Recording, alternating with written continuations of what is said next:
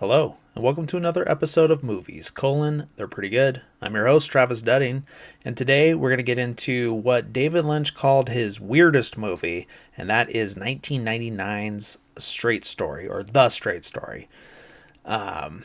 This was he calls it his weirdest one. It is a little different than his usual type of movie, but at the same time, not really. It is just like, I think, surprising for people at the time that David Lynch did a movie for Disney. It is a family friendly rated G movie. It was produced or released under, or distributed under the Walt Disney Pictures production company. But at the end of the day, it is like the way that the characters are and the type of dialogue and things like that, and it fits in with David Lynch. Like, it's not so out there, as you might think if you heard that this movie existed, without actually seeing it. That being said, this is also one of the few that was nominated for an Academy Award. He himself was never nominated for like none of his movies were nominated for Best Picture as far as I can remember. I know he got some screenwriting nominations and he got two acting well, he didn't get two acting nominations, but two of his movies got acting nominations. We already talked about Wild at Heart. Diane Ladd got a Best Supporting Actress nomination. R.I.P. by the way, that she has died since I recorded that episode. So yeah, that's a bummer. It seems from what I saw that she had her family around her and everything like that. So that's all you can really ask for in the end. But so yeah, the two acting nominations for David Lynch films were Diane Ladd for Wild at Heart and Richard Farnsworth for The Straight Story. And he was a best lead actor.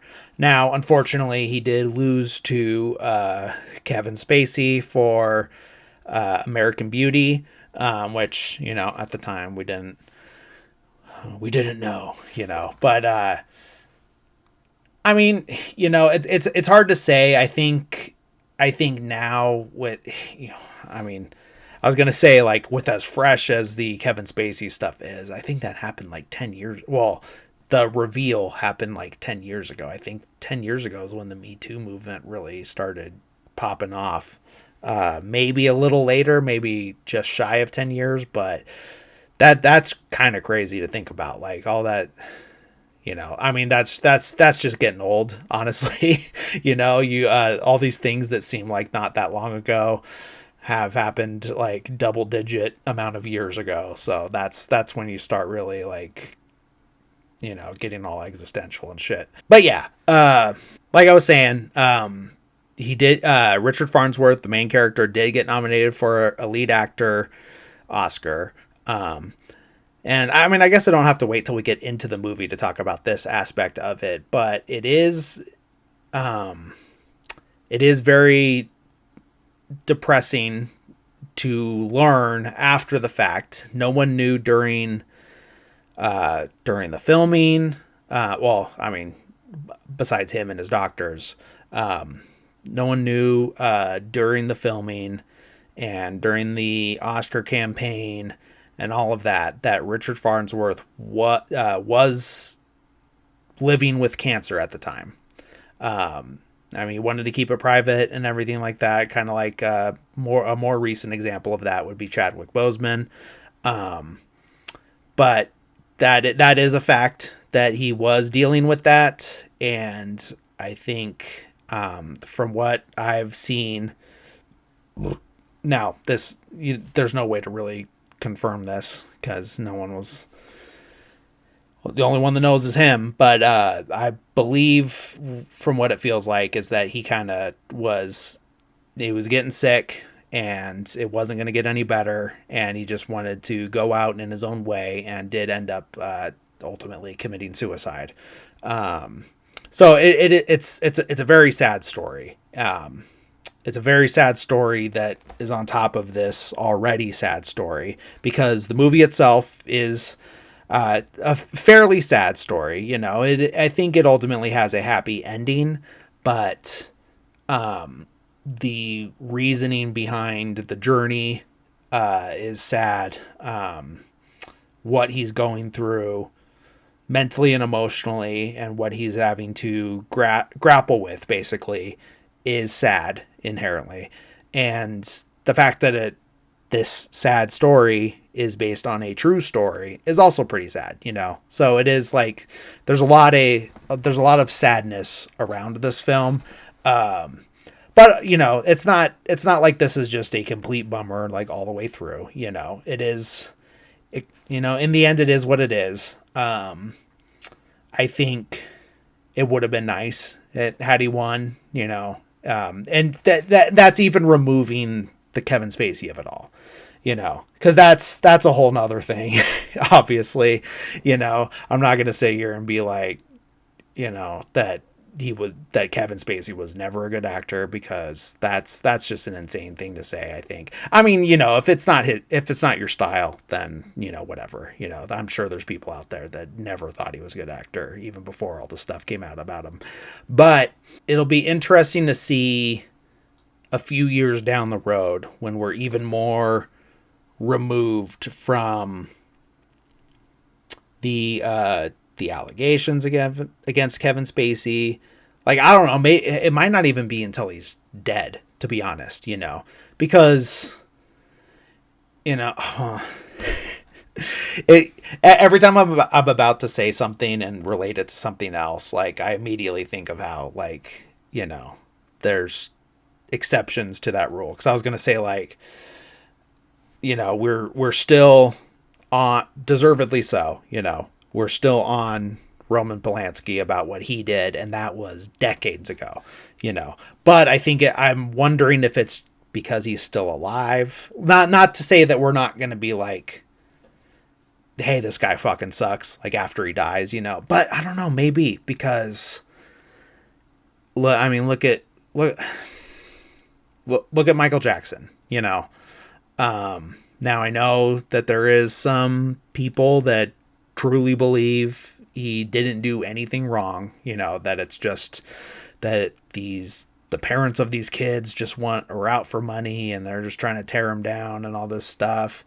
At the end of the day, maybe, you know, but I don't think so. I think it was some shady shit going on, no matter what, you know, whether it was like a mild version of what he was accused of, that's still bad, you know, and that could still fuck a kid up, you know. That's still a very weird situation to be in, and not okay for a grown man, no matter how rich and famous you are, and no matter how bad your childhood was. It doesn't give you the right to fuck someone else's childhood up, you know.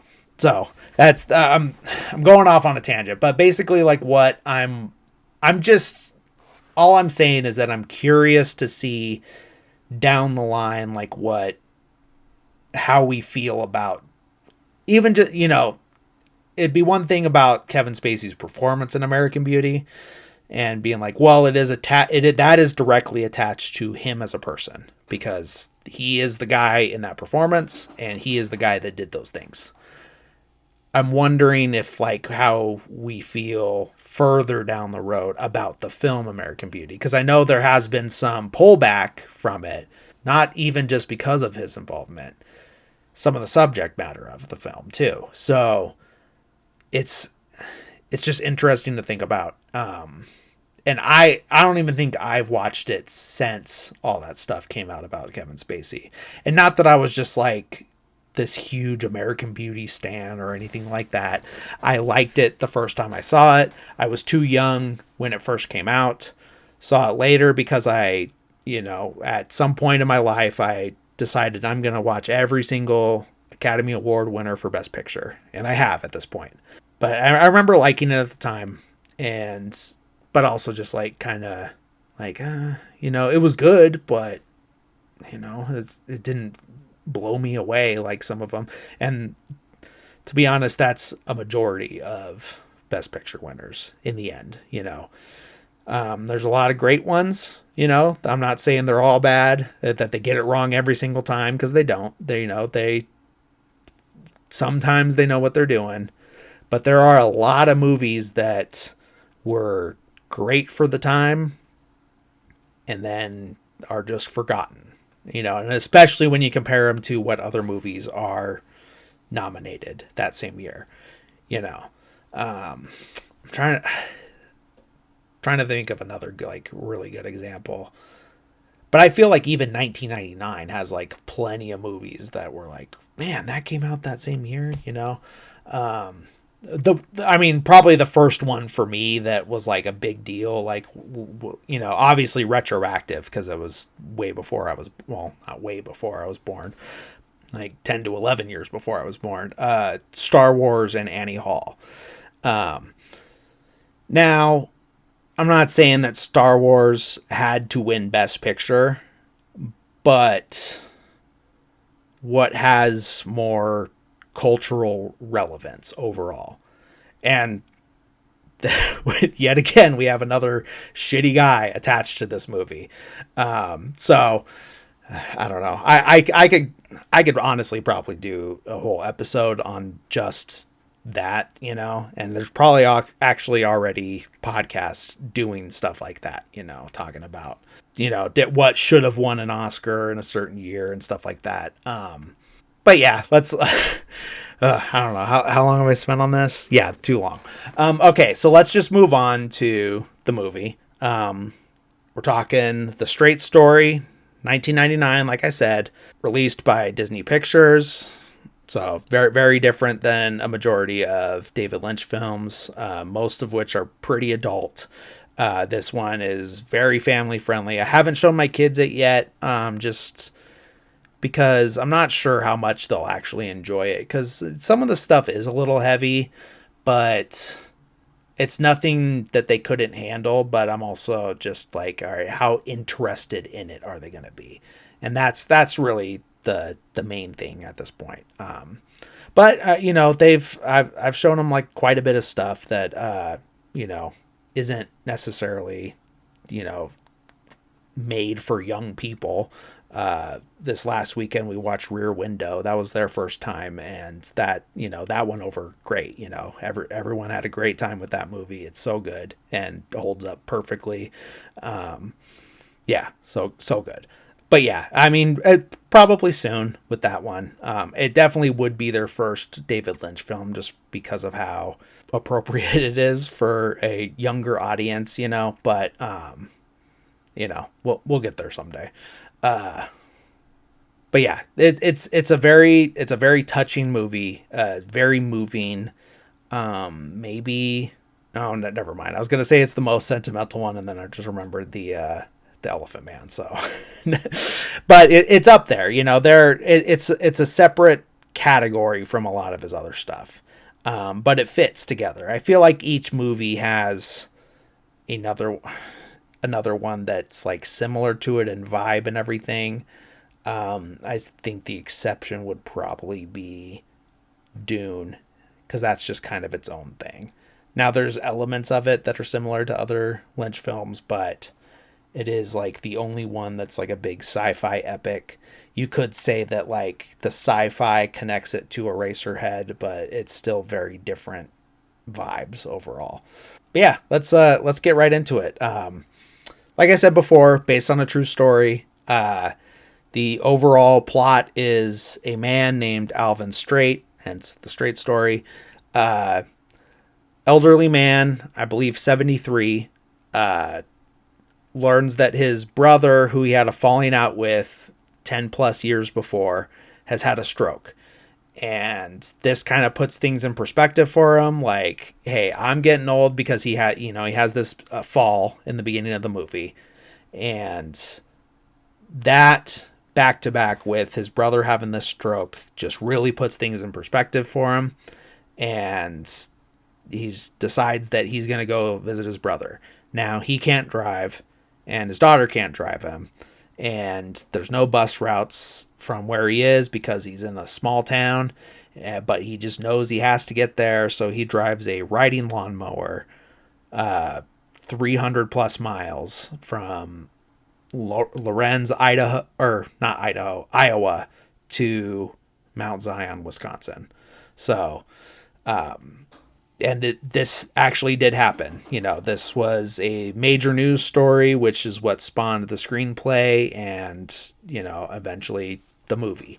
But an incredible story, very interesting, and yeah, let's just get right into it. I don't know if you could say let's get right into it when you're like almost 20 minutes into an episode, but what I mean is let's actually get started on the movie. Okay, so we open on a field of stars, which is a very Lynchy thing to do. He's very space industry, like all that stuff. That's very present in a lot of his stuff. But this is how we get the opening credits. It's just this night sky, beautiful Angelo Badalamenti score. A little, and this is another thing. It's like, it's different than his other scores. His other scores for the other Lynch projects, but you can still hear those elements that are signature to his sound. And much like John Williams, he's made so many iconic themes for various types of movies and TV shows and all this stuff. But you can hear those similarities across different scores and everything. You could hear that signature sound basically. So you can hear that there are like moments in the score that kind of lean towards Twin Peaks a little bit, but at the end of the day, it's very Midwestern, country, rural sound that he has made for this film. So and perfectly fitting for this. But yeah, so we, after the opening credits, we see this small town of Lorenz, Iowa. Tiny town, probably like mostly farming. I think grain, because they mention a grain elevator later in the film. But yeah, tiny town. We see the straight home. We see Sissy Spacek leaving the house with a little like rolling cart or something like that. Probably going to the grocery store or something. And as I said before, she can't drive. We'll learn later that she has some sort of special needs. They never specifically say what's going on with her. But she's got something going on to where she has to live with her dad and can't drive. We see her heading out. We see the neighbor lady, Dorothy. She's laying out on a lawn chair. She's got one of those like sun mirror things that's like basically like a visor that kind of reflects the sun onto your face. I don't know. She just wants a tan head and nothing else, but that's what she's doing. She gets up. She says bye to Rose. She gets up, goes into the house to hit the bathroom, refill her drink, whatever. While she's in the house, we hear from the outside someone fall down in the straight house. And then she comes back out. As far as she knows, nothing's happened and just goes back to what she was doing. Because we'll later learn that Alvin is in there on the floor. He has had this fall, but he's a stubborn old man. He's not calling for help or anything like that. I mean, as far as he knows, he doesn't know Dorothy's out there. So, what's he going to do? It's not until his friends at the bar are looking around for him, realize he's not there, he's late, and then they, one of them just drives over to go get him. And then knock on the door, no answer. He goes around back, has an interaction with Dorothy, and she's like, Rose left. He's like, I ain't looking for Rose. I'm looking for, it's like, well, I ain't seen Alvin, that type of thing. And then ends up going around the back, goes inside. Alvin's on the floor. He's like, hey, I'm down here, and then Dorothy comes in, sees him, and then she starts freaking out, and she's like, oh my God, what's the number for 911, and I wouldn't think that joke would work especially coming, the first time I heard that joke was Little Rascals, and that was earlier in the 90s. But it works, I think not only David Lynch can pull it off, but he is one of the people that can pull something like that off and it not just feel ridiculous. It's ridiculous in a sense, but it doesn't feel out of place. I'll say that. But yeah, so he's annoyed that everyone's fussing over him. And then Rose comes home, the daughter, and she's like, "Oh, like, what'd you do to my dad?" And he's like, "I'm fine. Like, I just someone help me up, So they help him up. The other old guy drives him and Rose to the clinic because this town is too small for a hospital. He's reluctant to go in because, like I said, he's a stubborn old man. Rose is like, "Dad, you promised, please," And so he goes in. Nurse is like, "All right, get undressed." And he's like, "Nope, just bring the doctor in," Like, I ain't doing any of that. But yeah, he's just in there. He's got a cane. He's got a pack of Swisher Sweets in his shirt pocket. He's the type of guy that's just going to do what he wants to do. So eventually the doctor does come in, does a checkup on him, tells him that he should probably start using a walker. Alvin's immediately like, "I'm not going to do that."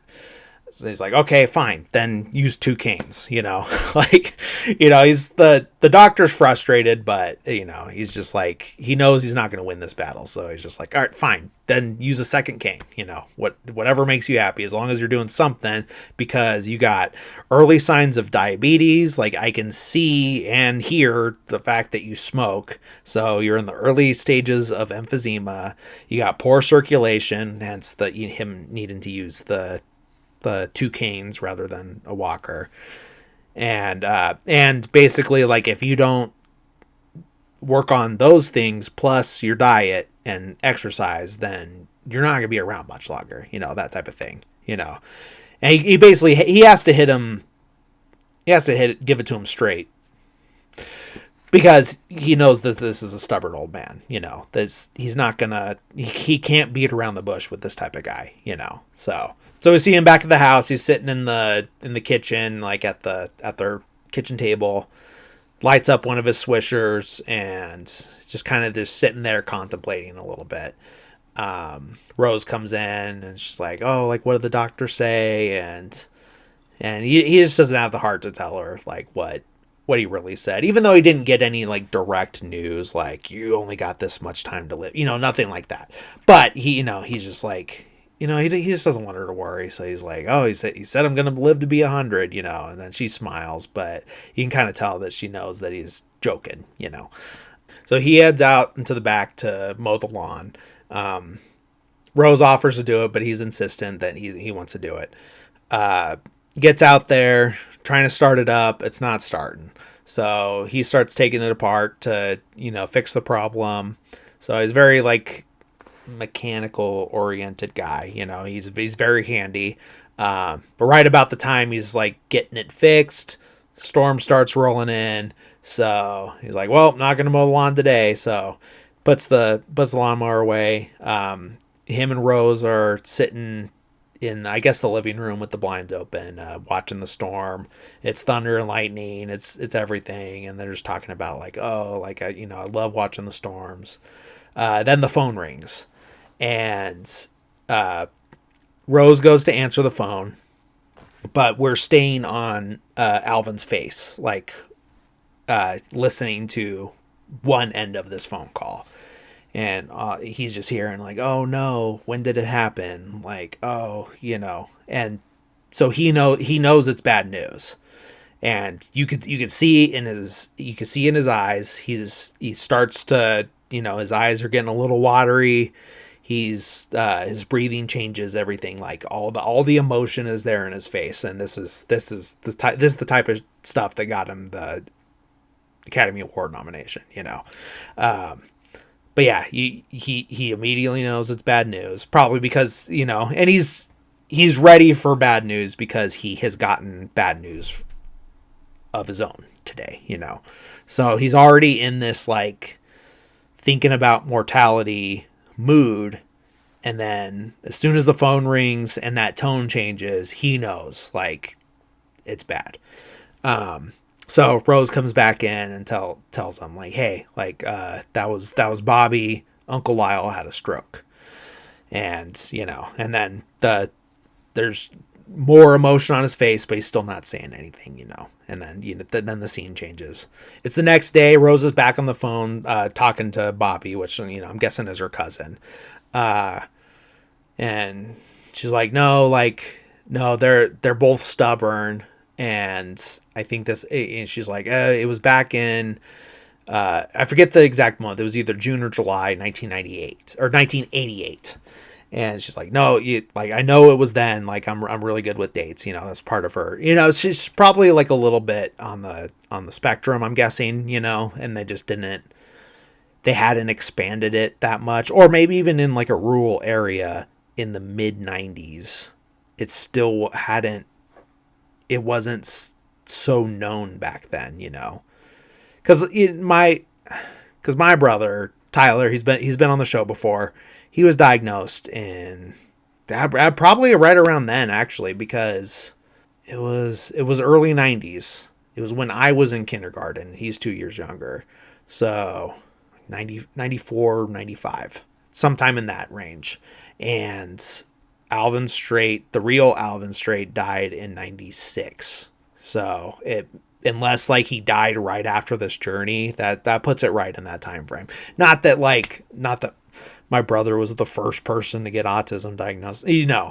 I mean, I just mean like it really wasn't well known back then. I mean, I was pretty young, but talking to my mom, it was just like, yeah, no, it was just people didn't know about that stuff back then, and now we know, and it's not like this, like, oh, like all these people all of a sudden have autism. No, it's just now we know about it.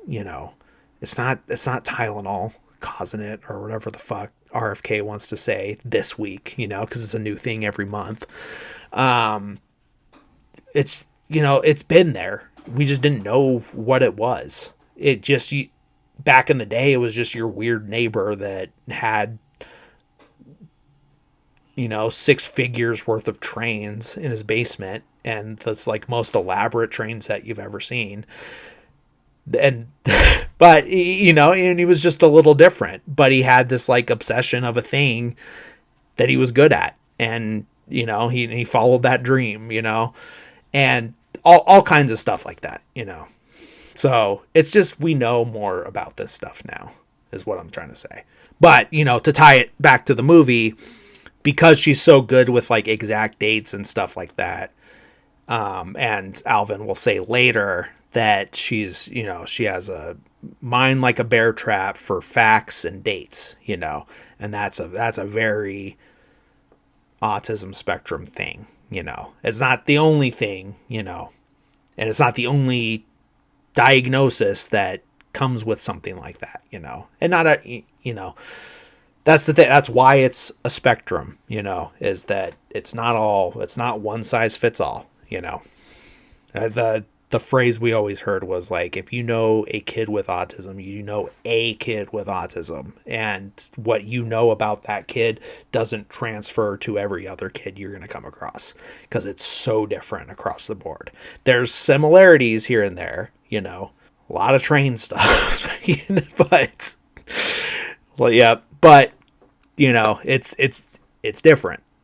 But I think so. I just think with her case that it makes sense, if she's so good with these dates and things like that, it's very possible, even though they don't come right out and say it. But yeah, so she's talking to her cousin. What we're learning from context clues is that there was some sort of falling out between Alvin and Lyle, the two brothers, in 1988. I don't think we ever learn the specifics of it. We get more information, but it's more feeling and emotion rather than like actual facts about it. And and in the end, it doesn't really matter. Linkin Park.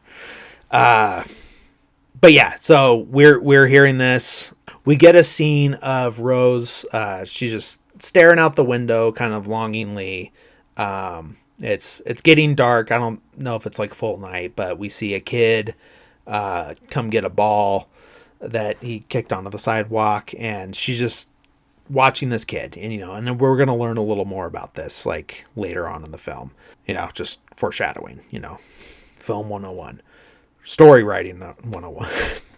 Then at some point, Alvin comes to Rose and says, "You know what? I gotta go see Lyle. I don't know how, I don't know when, but I just know I have to do this." And then we get a scene of her like listing all the reasons why he can't do things like this. It's like his age, his eyesight is the reason he can't drive. He can't drive. He's got these problems, like his back hurts, he's got two canes, all these different things, and she's just going on and on and on about all these things. And he's like, I know, but what am I gonna do? I this is something I have to do, and I know you can't take me, and I know no one else can take me, but I have to figure out a way to do this, that type of thing.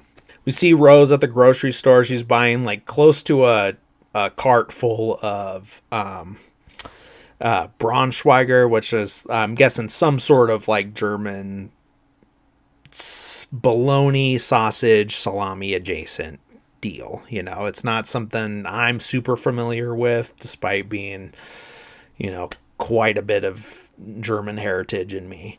But I think it's like a big Midwesterner thing, because there is a lot of German settlers in that region way back, and then they're just still there, because that's how it works. But yeah, she's buying it, and the cashier's like, "Oh, like, you're having a party, because of all this meat," and and then Rose just not clicking, so there's like a miscommunication. She thinks that the cashier's saying that the cashier is having a party, and so there's like a little back and forth in that, but they get it figured out. It's just all lighthearted and everything like that. Nothing crazy.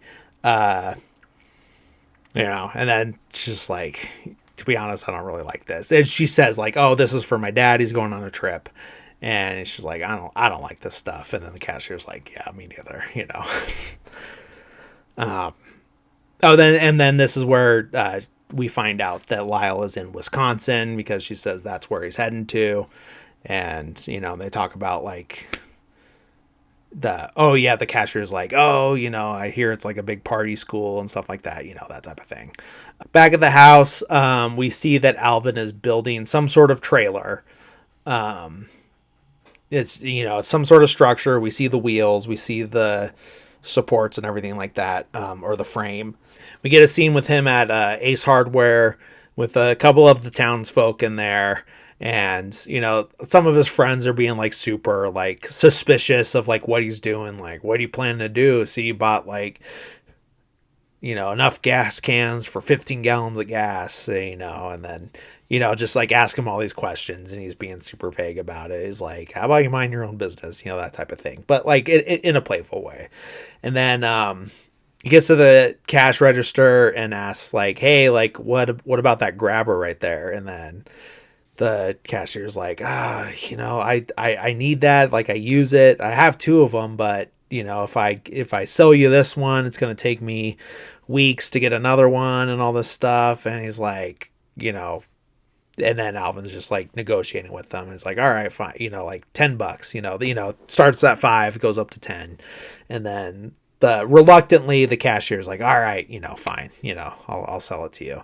And then one of the other old guys is like, "Alvin, what you need that grabber for?" And Alvin just goes, "Grabbing," which is a great line. Perfect. Get back to the house. We see that he has a trailer hitch on the trailer that he was building, so now we know. If we didn't know before, we now know that it is a trailer. But what's he going to hook it up to?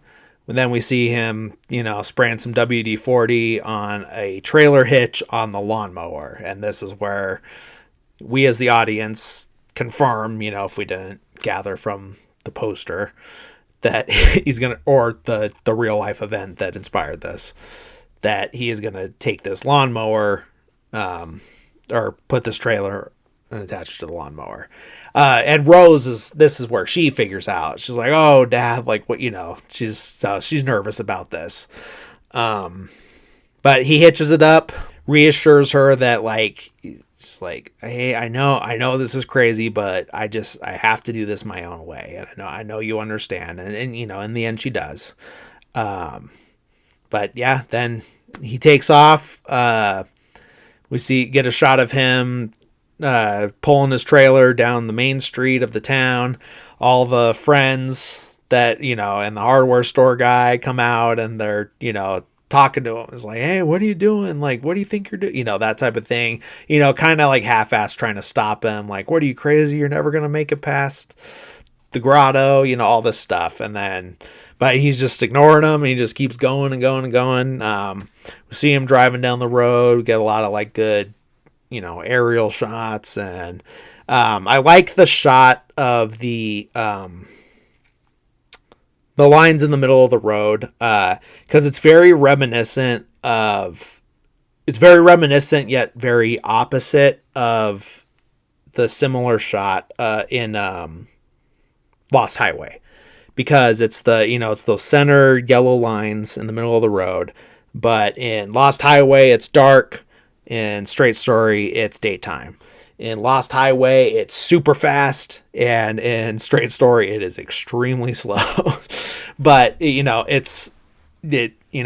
does what it's supposed to do. It is conveying to us that this is the speed at which this is happening, and it shows us just how long this is going to take. Because we've heard people say it's this many miles, and we've heard all these different things, and to see how slow those lines are passing the camera puts it into perspective for us. And then if you needed more help from that, we see like a top down shot of him coming through.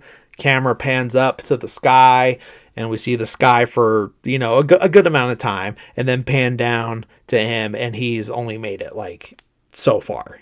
He's still a good portion of the frame. It's not like he's like tiny off in the distance. He's just still he's still there. So as he's driving, he's like kind of like half.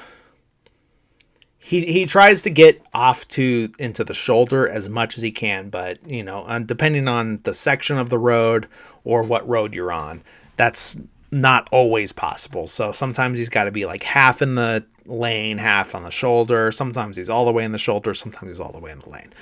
That's just throughout the movie. But he's driving along, and he hears a semi coming. Semi zooms past him, and it blows his hat off, just from the air displacement of a faster vehicle going past you.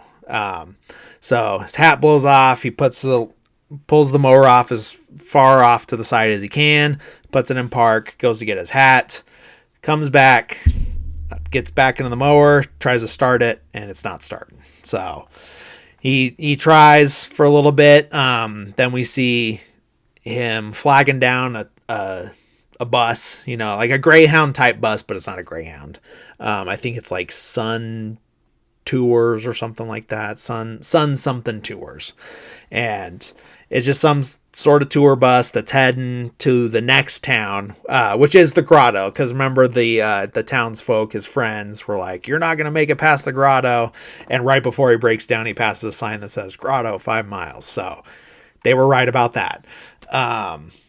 So he gets on the bus, and he's like, "Having a little engine trouble. Can you take me to the next town?" And he's like, "Yeah, sure enough." After like making a comment, like, "What the hell are you driving?" That type of thing.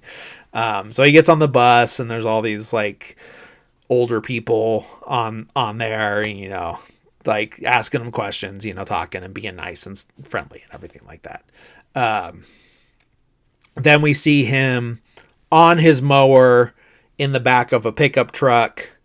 So the mower and him are in the bed of the truck, and the truck is towing his trailer.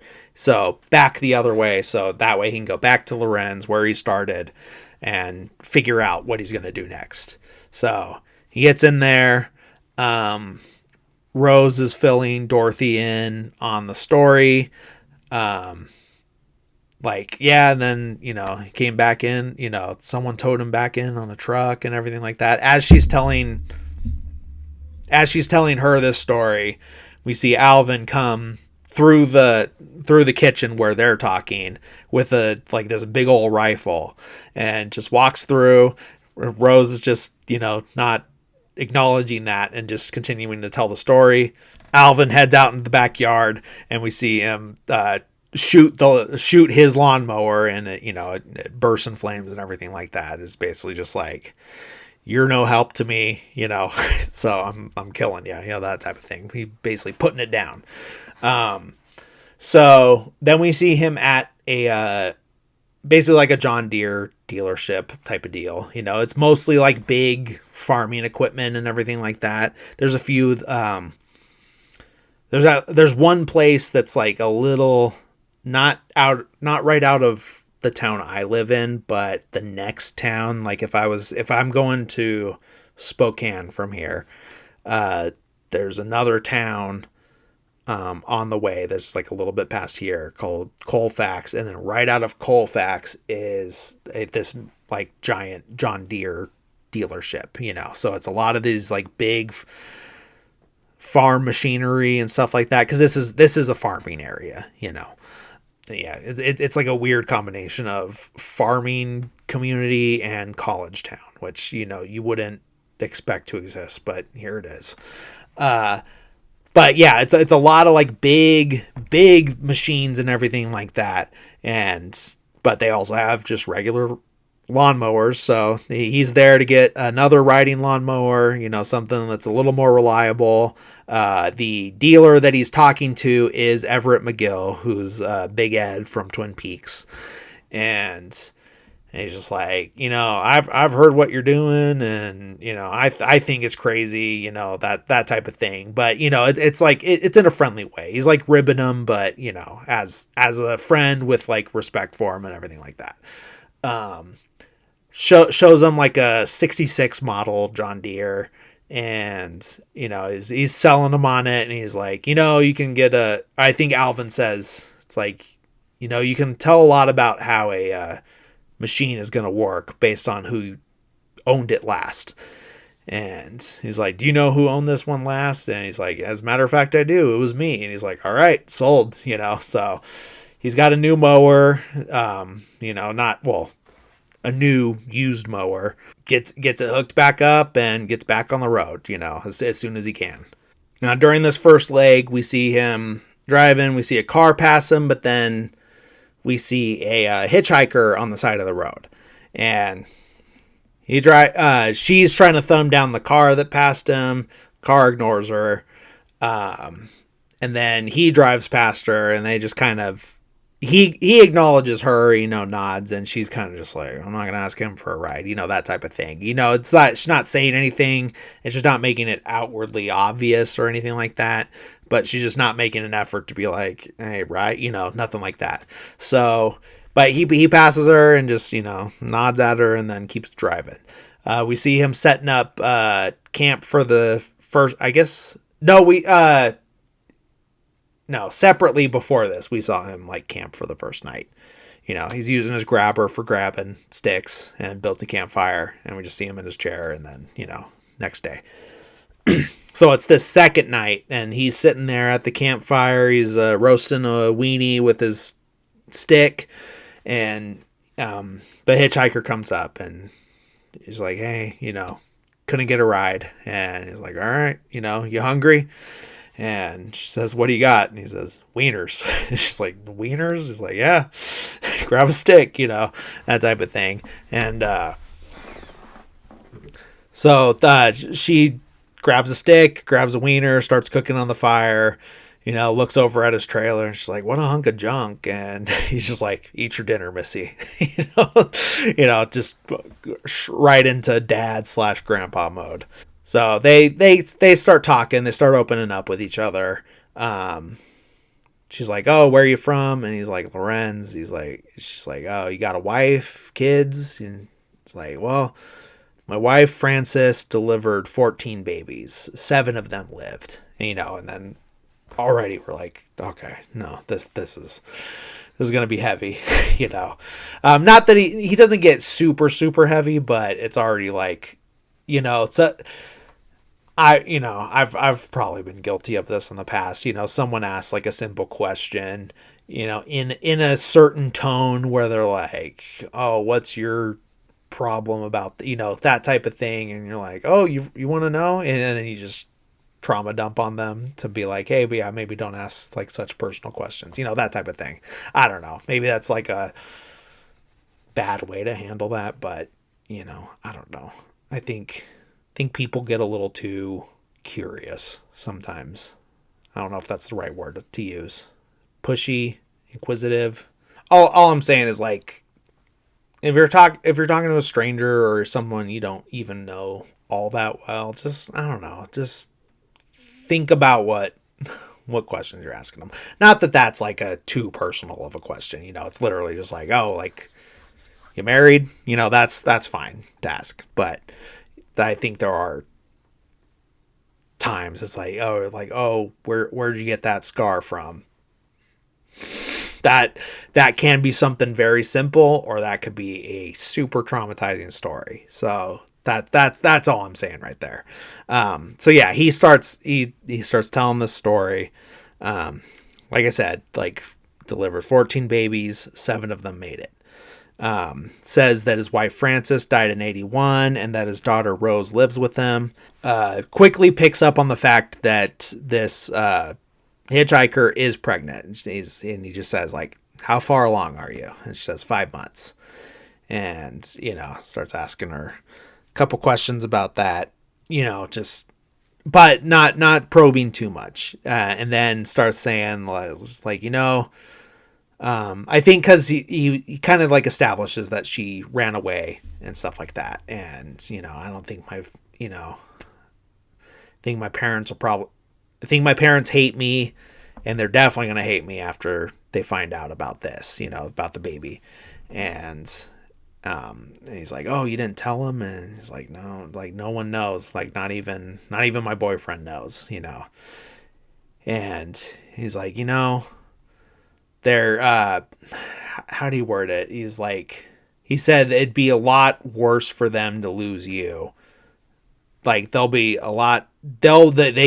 might be mad, but it's going to be a lot worse for them to lose you than them having to deal with your little problem, that type of thing. And then he starts to tell a story, some backstory on Rose. Rose had, he says, like, some people say she's a little slow, but she's really smart. She's, mind like a bear trap, facts, dates, that type of thing. She's just different. And then he says, like, she had 4 kids, or has 4 kids. And one night, when someone else, not Rose, when someone else was watching the kids, there was a fire, and one of the kids got pretty badly burnt. And because of Rose's condition, the state took the kids away from her, and that's fucked up. That sucks. That shouldn't have happened. Maybe you'd like to believe that type of thing doesn't happen now, but it probably does, just less than it used to, but and it's terrible, that, it's something that had nothing to do with what happened, but they needed a scapegoat and they got it, so she doesn't have custody of her kids, which explains why she's longingly watching this little kid play outside. It's kind of putting those pieces together. And then they're talking a little more about, like, the, her running away and stuff like that. And it's like, I used to have my kids play a game. I'd have them all grab a stick and bring it back to me. And I'd say, all right, break the stick. And, they snap it in half. Easy. He's like, all right, now put all those sticks together and then try to break it. And it won't break, because he's basically saying that the bundle is family and it's harder to break the family than it is to break the individual person. That's the metaphor that he's going for. So then, and he's like, all right, well, it's getting late. You can have the trailer if you want to sleep, and I'm fine sleeping in the chair. And she's like, that's very nice of you, but I like sleeping out in the stars. I like to look at the stars, and it helps me to think. And he's like, okay, I get that. And then tells her goodnight and goes off to the trailer to sleep. We see the next morning, he's getting up out of the trailer, and she's nowhere to be seen. The fire's died down. It's still smoldering a little bit. He gets up, looks around for her, can't see her, but he does find next to the campfire a bundle of sticks with a ribbon on it, which, I'm interpreting it as that she listened to what he said and is acknowledging his advice, saying, hey, the family is stronger than the individual. I'm going back to my family. That's how I take that. So, and I'm pretty sure that is the way to take that, because you can kind of see on his face that he sees that, and he, has like a little bit of a smile, and he's just like, okay, good. She can just wander off into the night and keep running away, that, she's doing the right thing, that type of thing. Back on the road, we get a part where where it looks like it's about to rain. We can hear the thunder, and he knows it's about to rain, and he's like, looks a little, you can tell he's cold. He's like kind of bundled up a little bit, and then he clocks that there's a barn off the road. There's a place for him to turn off, and there's like a big open like driveway through this barn that he can pull into. So he does literally right when he pulls into this barn and gets like situated inside, it starts pouring rain, and once he's in there and he's just watching the rain, he pulls one of his swishers out, lights up, and he's just watching it and just having a great time, like watching the storm. He's just enjoying it, and he's just out in the world having the time of his life. And I don't remember, we might not know if he stays there overnight or if he moves on like just after the storm. But next time he's on the road, we see a bunch of bicyclists passing him. They got the numbers on them, so it's some sort of like event, race, something. And they're just zooming past him, and he's just like, he's looking, he's like, what the, and just all excited. He eventually just pulls over so he can like get out and just watch them, and he's just all excited, and they're like saying hi to him, and they're like, hey, how are you, that type of thing. And he's just excited to see them like out there enjoying life. Eventually he catches up to them because they're, they stop off for the night. They're not just like cycling through the night. So whatever their checkpoint or whatever it is, he's pulling in, and everyone's like cheering him on. They're like, yeah, all excited for this guy that is riding a lawnmower, pulling a trailer. And so he pulls in, and then we get a scene of him talking to these like younger guys. And the one, and he's telling the one guy, he's like, hey, you're too young to be worried about what being old is like, like don't even concern yourself with that, And then this guy, like, after he tells him that, he's like, well, there's gotta be something good about getting old. And and Alvin's like, yeah, it is what it is. It's not like it's terrible. And then one of the other guys, like, there's a guy that's like tossing the football to someone else, and he's like, hey, he's kind of listening to the conversation. He's like, well, hey, Alvin, like, what's the worst part of being old? And then Alvin says, worst part of being old is remembering when you was young, and then everyone kind of just like, yeah, I can see that. And that's kind of heavy, but I get it. Not that I'm super old, but I see where he's coming from. That's kind of like the thing, is at a certain time you're thinking about what it was like in these younger years, and just like, man, I could, it's like I could still have fun like that. It's just the context might be different, but I wouldn't be as sore as I would be now if I was doing those same things. That it's little things like that, and that's just how I am feeling at this moment in my life. But that's down the line, those things just expand. There's more things that are going to be different about it. So I get that. I'm not saying like, oh man, like I know exactly what you're talking about, like, and I can relate fully. No, because I can't. But I'm starting to see the evidence of that being a very correct statement. And you can also see it in your family members too. And it's like the way you know the way their day to day is now is very different than from when I was a kid. And this person's moving slower than they used to, or this, stuff like that. This this rabbit hole could get very depressing real quick, but that's kind of the point. It's like the point of all this is to make you think, and put you in this mindset of this older person and what he's been through and why he would do these things in the way that he's doing them, kind of just make you understand why this guy would ride a lawnmower 300 plus miles to go see his brother, towards the end of both of their lives, presumably. Back on the road at some point. None of these are like, it's not like it's the next day. We're only seeing certain points because we're going to get to a point where he's going to say he's been on the road for 5 weeks. There's definitely not been 35 scenes of it being nighttime, for us to know. It's like, all right, he's been out for 35 nights, so it's been 5 weeks, So we're just jumping to the important parts, and who knows how many other people he's talked to or any of this. I think maybe all we are seeing is we got that first established night of him camping on his own.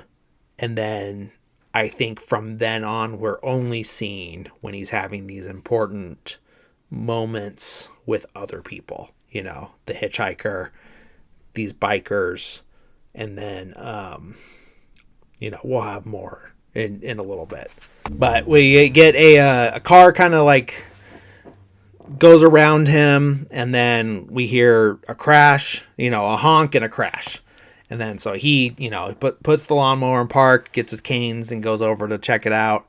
And just like, hey, you all right? And it's this lady who has hit a deer. And she is going off on how she's like, I've done everything. I've honked my horn. I've driven with my brights on. I've played Public Enemy, Full Blast, all these different things. And they just still come. And she says she's hit 13 deer in 7 weeks. And, it's like, I don't even know where they come from.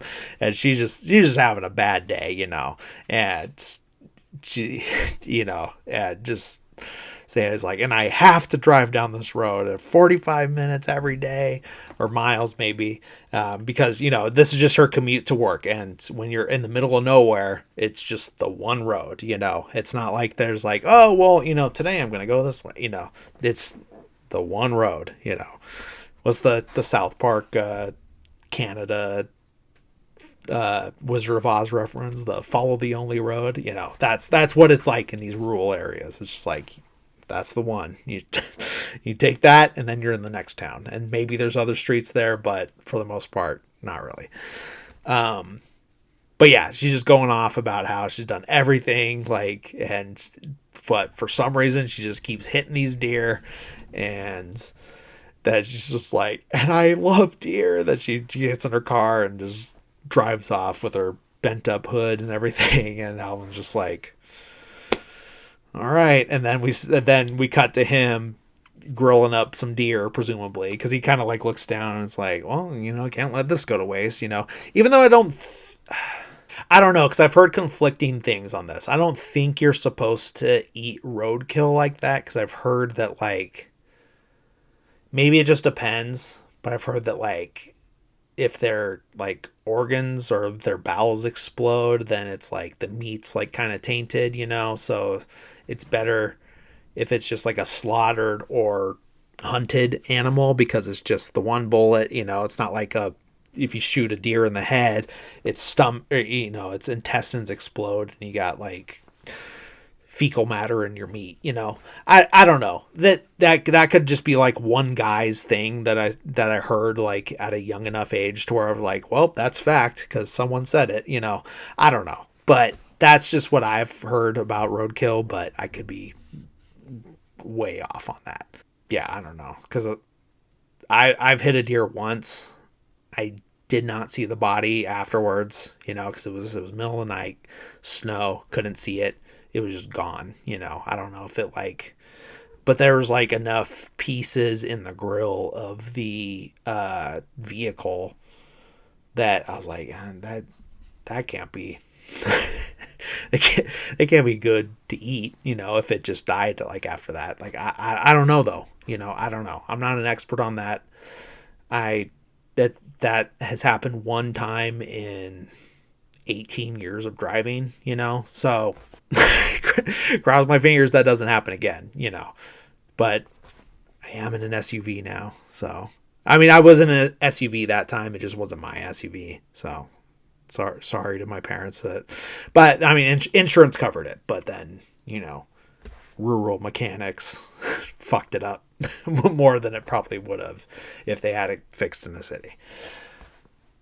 That, all this to say, that's just what the things you got to deal with in these small towns in the middle of nowhere and all that stuff. And then I'm just not sure if there are health risks to eating roadkill, how true that is, any of that. That's all I'm saying. But what is funny is when he is grilling up this like piece of deer meat, he's just like grilling it over the fire, and he looks behind him and there's like a bunch of like fake deer.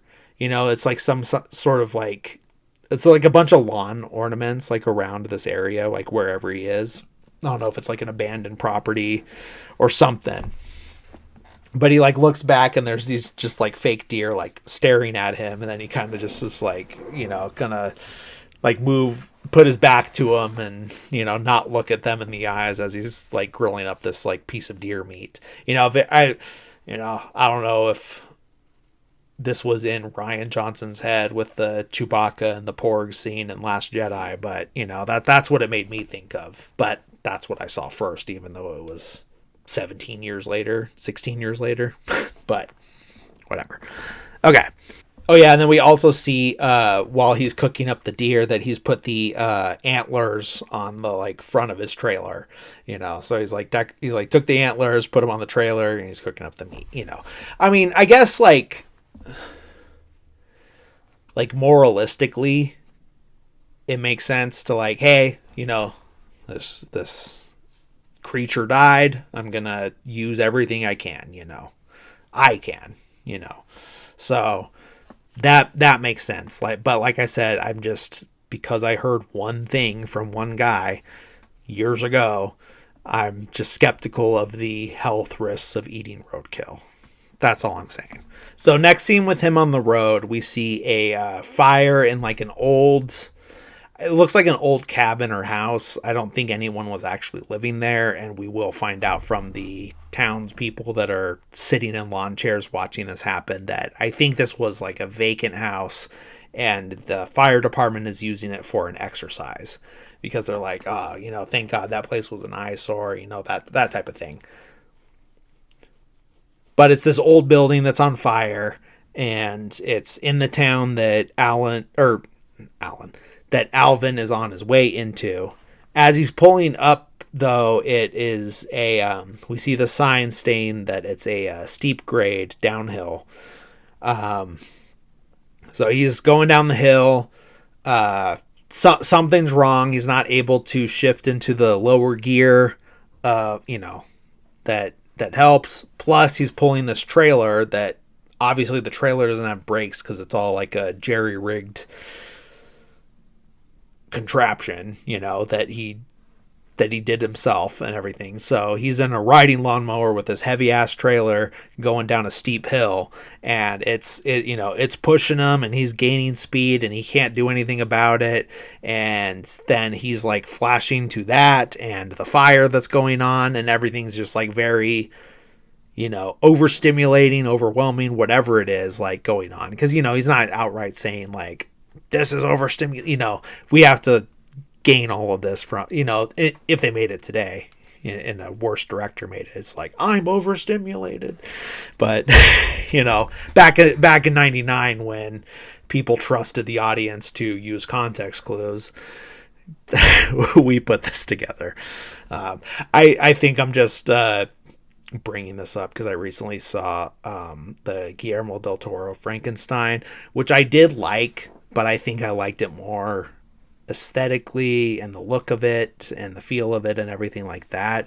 But there were a couple lines, and I've seen this pointed out, it's not like this is like, the biggest original thought that you're going to hear today, but it is directly said, like a human says to Dr. Frankenstein, no, you're the monster. Yeah. Like, oh, really? I don't know. And I don't want to like come down too hard on Guillermo del Toro, because I do like him as a director, and I wish more people were making the type of things that he's making. We need people like him out there. So I don't want to be like, oh, you washed up old hack, when you're doing shit that I could never do in a million years, So, I'm just a guy with a podcast that no one listens or watches. But, yeah, so take everything I'm saying with a grain of salt, obviously. That should be just the disclaimer of every episode or every time I open my mouth. But, yeah, it is just, I feel like that's just the most recent instance of that. There's so many recent things that are just like, yeah, you don't need to say that, like, you have to believe. But this is the double-edged sword of it, because it's like, as an artist, you want your audience to know these things, and ideally they can learn them from context clues and everything like that.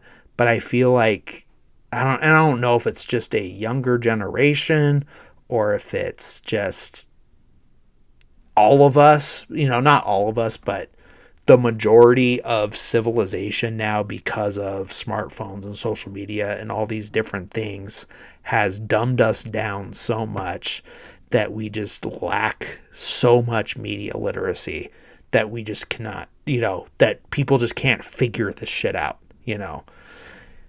and, no one was like telling us like to feel these different things before, It's not like when Bambi's mom gets shot that a character is like, oh, like, no one said, Bambi, the deer, your mom has died from being shot by a hunter.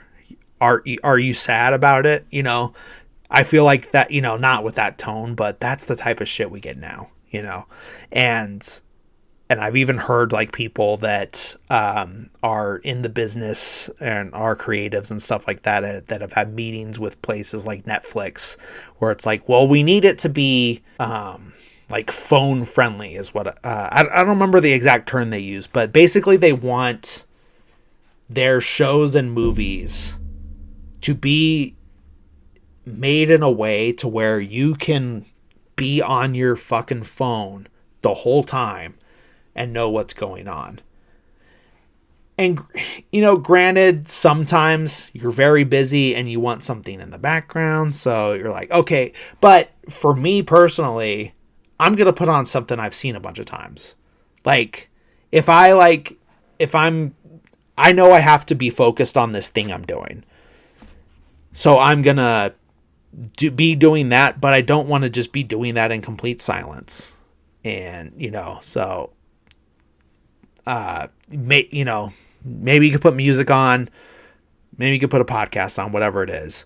But for me, I'm like, well, I'm going to put on this movie that I've seen a bunch of times. I'm going to put on Mary Poppins because I know that movie by heart because I've watched it my whole life. I don't need to be paying attention to that the whole time because I know what's happening. Like, even if I'm looking down and I'm just hearing it, like, I can picture what's going on in the movie. And if it's something that it's like, oh, this is a part that it's like, it's visual, and and then I'll look up and watch that part. But to make everything like catered to these people that only consume media like that is insane to me. Like, it's, I don't know. I think all you're doing in the end is fucking over the people that want to pay attention to what you're doing.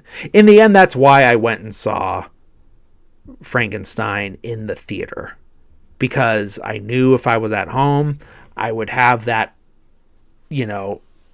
temptation to pull my phone out if it got slow, or if I was just like, wait, what was that guy in? The Frankenstein's brother. What was he in? And I haven't even looked that up because I saw it in the theater, and then by the time I got out of the theater and had access to my phone, and I put it off of Do Not Disturb, I wasn't thinking about him, so I still couldn't tell you what I've seen that guy in before. I was just like, man, like Mia Goth's costumes are so cool, or I liked this aspect of what they did with the story, or I liked this set design or whatever. And then there was a few lines where, actually you're the monster. That made me roll my eyes at the time. But it wasn't enough for me to be like, this movie sucks because of that thing. But all it is part of a larger problem of studios, more so studios than the creatives themselves, I would say, are pushing for this dumbing down of our movies, and TV shows. It might be worse with TV shows, I would probably assume, but what it right now, it is what it is, and everything's cyclical. At some point we're going to come back to normal, or not, maybe we get better from that, but then AI fucks everything. I don't know. It's so hard to say. It's very easy to be so cynical that be like, well, everything's ruined now and nothing's ever going to be good again. But that's not true, because there are other people that are out there making good movies that, still believe in the audience as being, capable critical thinkers that a good majority of us are, because I don't know, that there's always going to be someone that just can't grasp what you're trying to tell them. And instead of catering to that one person or that one small percentage of people, just make a good fucking movie,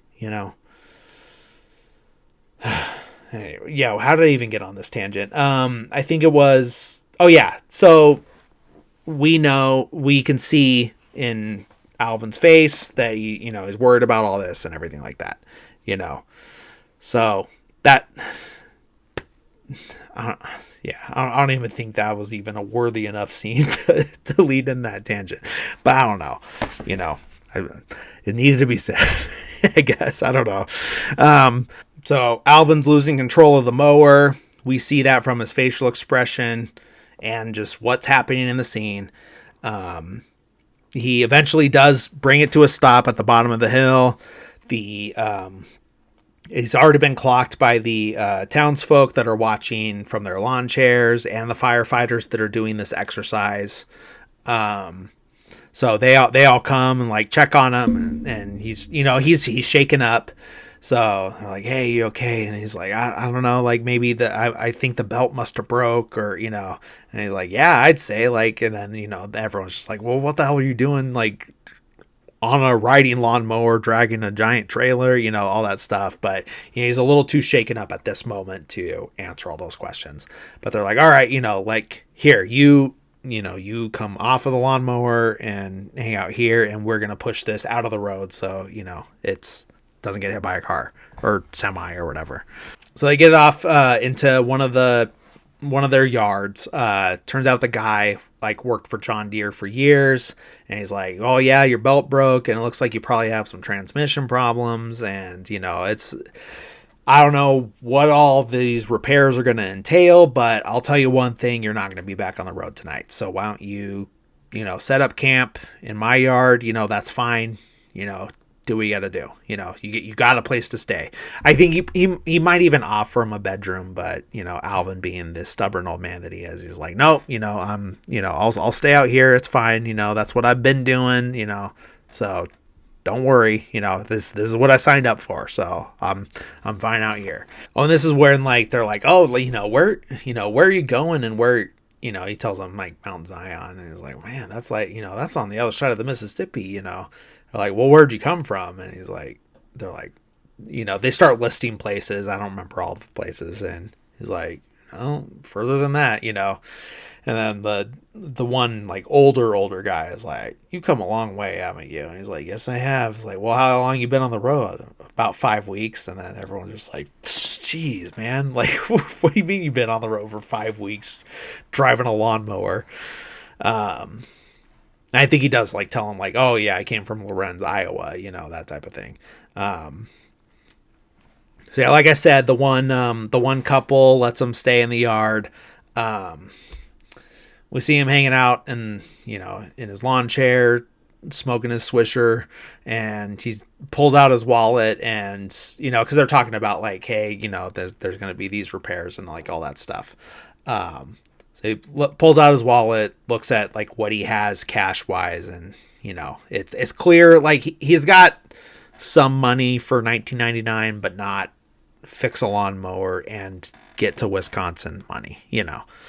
So he knocks on the door, asks if he can use the phone, and they're like, well, yeah, come on and use it. And he's like, no, I'm fine out here. You got a wireless phone, and they're like, all right, he's just like, they're insistent on like, it's fine if you come in here, we'll give you space, and he's insistent on like, no, I don't want to be in a position, I'll stay out here. And so the guy brings him the cordless phone. He calls Rose. She's happy to hear from him, and he's like, all right, well, I need you to send my, did my social security check come? And she's like, yeah, it's right here. Like, all right, like, I need you to send it to me. And then, gives the address or maybe a routing number. I don't know if she sends the physical check or just wire transfers it to some place where he can go get the money, get the cash or whatever, So, and while he's having this phone conversation, the man that invited him to stay in the yard, Danny, is inside talking to his wife. I forget her name, but they're talking, and he's like, like this repairs are probably going to cost a good amount of money, and all these different things. He's like, well, Mount Zion's not too far; it's about a half a day drive. Like why don't I just take him out, or we take him out? And she's like, man, she's like, you're a good man. That's why I married you, even despite what my mother said, that type of thing. Obviously, Alvin's going to say no because he's a stubborn old man. He has to do it his way, and because if he didn't, there would be no story, I mean, there's a significant story at this point, but, in the end, it's like, oh, he rode most of the way on a lawnmower and then got a ride, halfway or whatever. Finds out that it's, he finds out that the guys that are, in charge of figuring out the repairs are saying it's going to be about $250 to fix the mower. And they're the Olsen twins is what they're called, not the Olsen twins, not Mary Kate and Ashley, but and then Alvin makes a joke. He's like, well, they're twins, so I guess that's why it's twice as much as what it ought to be, that type of thing. Then obviously Danny offers him to drive him the rest of the way, and he's like, like I appreciate the offer, and I appreciate everything you've done for me, but I just have to do this my own way. And Danny's like, all right, I know I could see I'm not going to convince you, and I understand what you mean. So then the old man that was there when he first sped into town on his broken mower, so he pulls up and he's like, hey, just wanted to come say hi and see if you wanted to join me for a drink in town. And Alvin's like, well, I don't drink anymore, but I could sure use a change of scenery and some company. And he's like, all right, hop in. So they get in his truck, they drive to the, local bar in town, and they're sitting there. And this is where they start talking and reminiscing about the old days.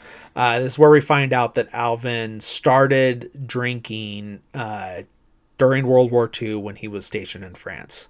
And then he couldn't, and basically that started a problem, like a drinking problem for him for many decades. And he's like, eventually, like a priest or pastor, or preacher is what I think is what he says, help me put, get between the bottle and me, that type of thing. And he's like, and I've been sober ever since, that type of thing. And then they're talking about like, yeah, like a lot of guys came back drinking pretty hard. And he's like, yeah, like it's like I started drinking to stop seeing those things that I was seeing, but then I would start seeing them more, and then they start talking about different stories because they were both in World War II. Verlin, that is the name of the old man. He tells a story about how he was up in a watchtower, and while he was up there on watch, down below in the mess hall tent, they were about to get their first warm meal in 10 days, like all this stuff, and all his friends were down in the mess hall tent when it got bombed by the Germans, or the Nazis, not Germans, they're taken over by the Nazis, so it's technically different. But yeah, so they got bombed by the Nazis. All his friends died down there, like pretty much all at the same time while he was up above, and he had to see that happen. So that's obviously big trauma right there. And then Alvin starts talking, and he's like, that's the weird thing is, like, I think back and all my buddies' faces are still young, even though there's more years now than they ever lived in their entire lives. You talk about all his friends that died during the war. Talks about how he was a sniper because he grew up hunting, so he was good with a gun, and became a sniper during the war. And then he talks about how, like, they had this scout that would go out and come back, kind of just, see what was going on with the Nazi camp, and then come back and report. And one time they were in this, like, big firefight, and there was, like, all this smoke and everything like that, and he was up in the tower, and he saw some movement, like, out in, towards the enemy and everything. And he saw some movement, and he, like, kept watching it. And he's like, after a certain amount of time, it moved again, so I shot, and then, that it stopped moving. Come to find out, the scout never came back, and everyone assumed it was a German sniper, but I knew that I was the one that did it. So he accidentally killed his friend, one of his guys.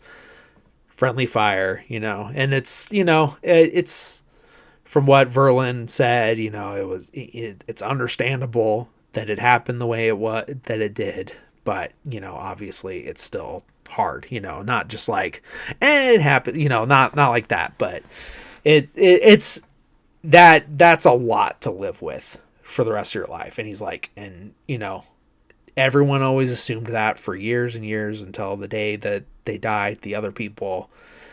And it's just, I'm the one that has lived with it. Obviously, the person who got the worst end of the stick is the guy that died, but he's not like trying to say it's like, well, I'm the main character. So, it's more important that, I had to live with this.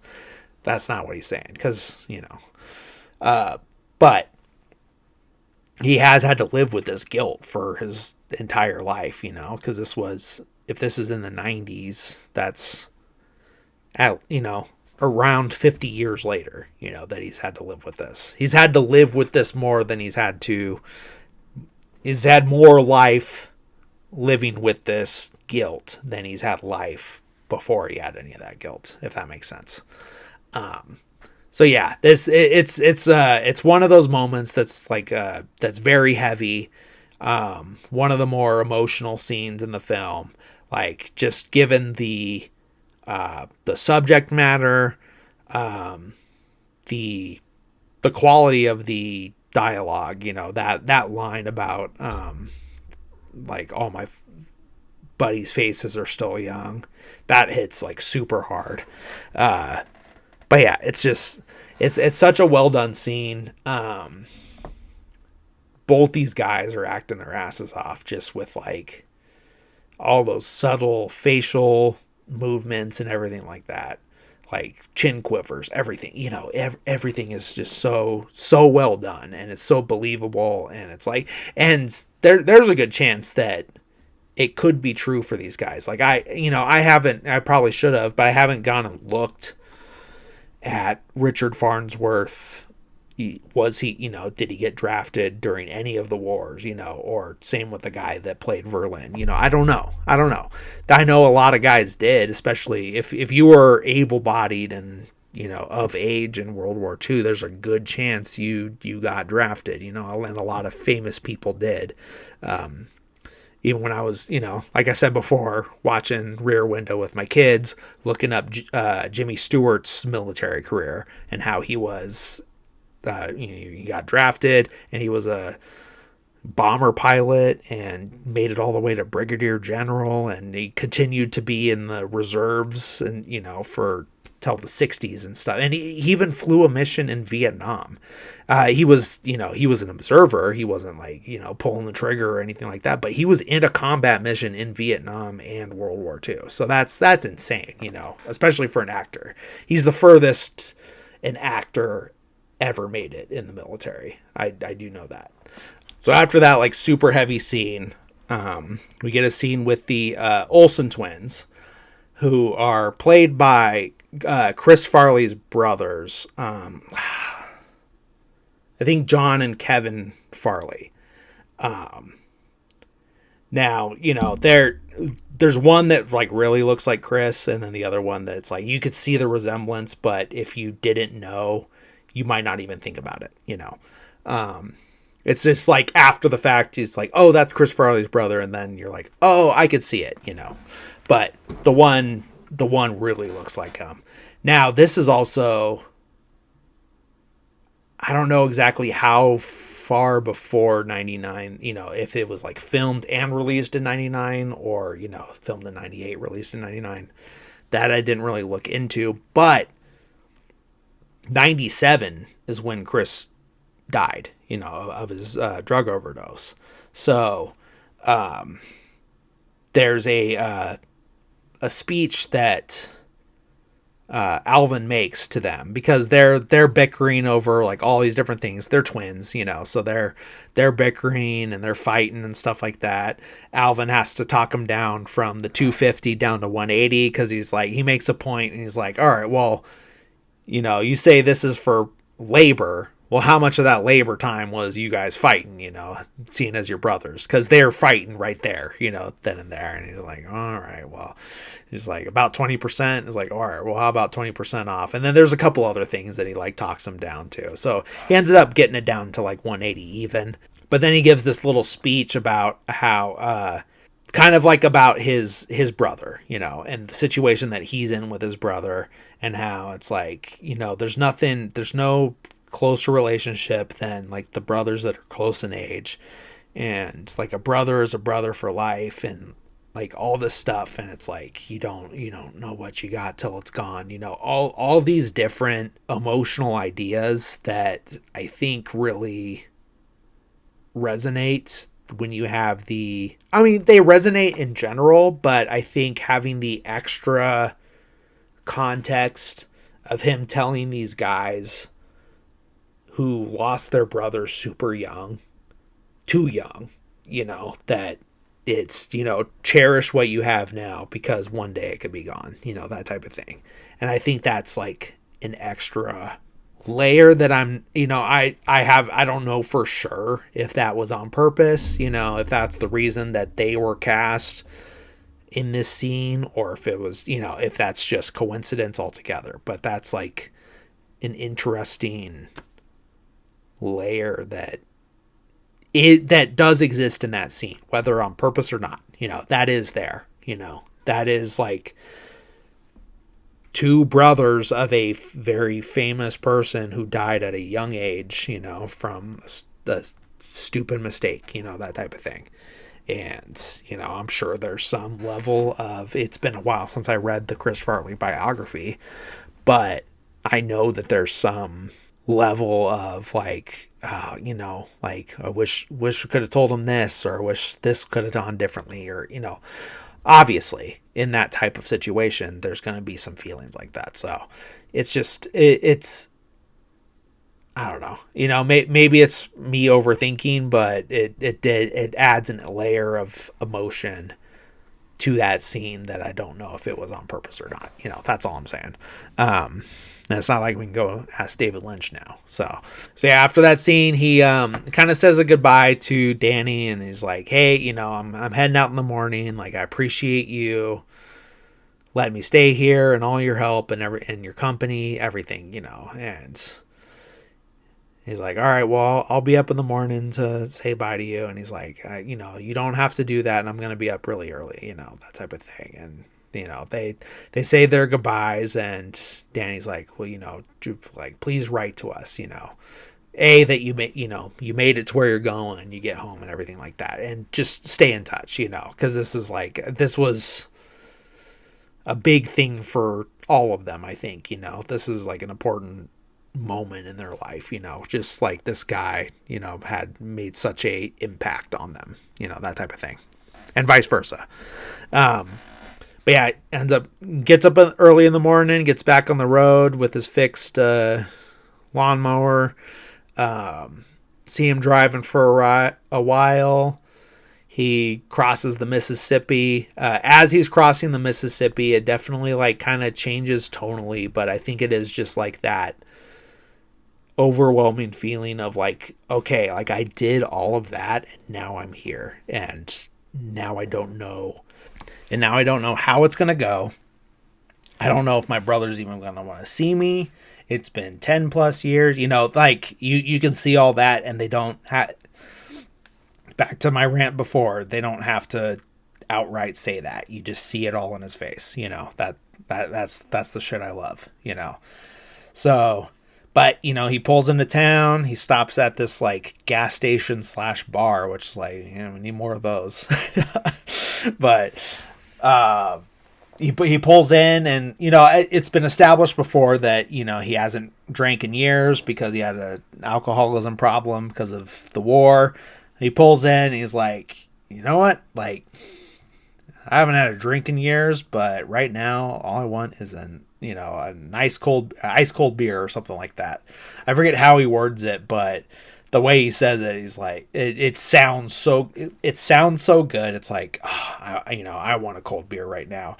And it's also in a way that it's because you have been with this character this far, you're not like nervous, like, oh no, he relapsed or anything like that. It's like at this point, you feel like Alvin Straight so well that you're just like, he knows exactly what he's doing. He knows, like, hey, this is just the one, and I'm going to be okay. And then, that's it. Because if he's sober, but his, like, daily routine is to go to the bar and hang out with these guys that are drinking, and he can do that every day and not relapse, he's good. He knows what he can do, and he knows what he can't do. And probably a lot of it has to do with his, emotional state of the day, who knows?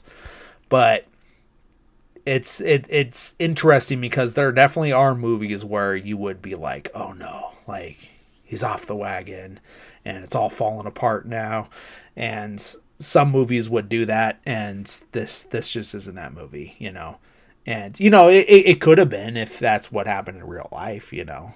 So but it is just it's weird how like how much it feels just like a reward for a good, you know, the journey is over, you know, that type of thing. Um, yep, he has this beer. Oh wait, I got ahead. I skipped one scene. So he crosses the Mississippi and then he stays his final night before you know being reunited with his brother at a cemetery.